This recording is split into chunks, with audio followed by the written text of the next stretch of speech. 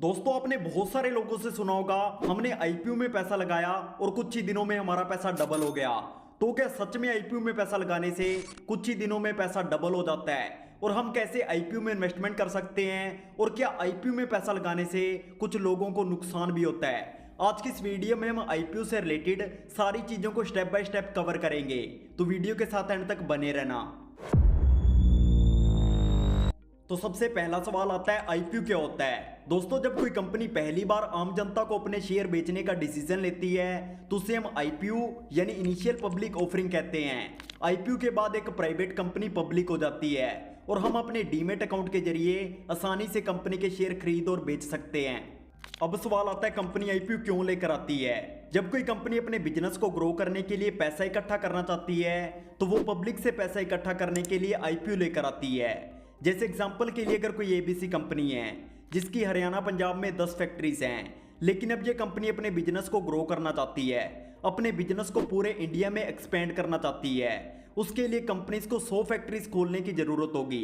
अब 100 फैक्ट्रीज खोलने के लिए कंपनी को बहुत सारे पैसे की जरूरत होगी। इस पैसे को इकट्ठा करने के लिए कंपनी के पास दो ऑप्शन है, या तो कंपनी बैंक से लोन ले सकती है या फिर अपने आप को शेयर मार्केट में लिस्ट कर सकती है और लोगों से पैसा इकट्ठा कर सकती है।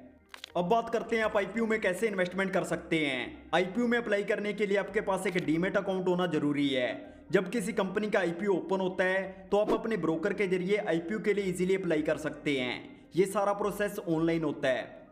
लेकिन आईपीओ में हम किसी कंपनी के सिर्फ एक शेयर को बाय नहीं कर सकते।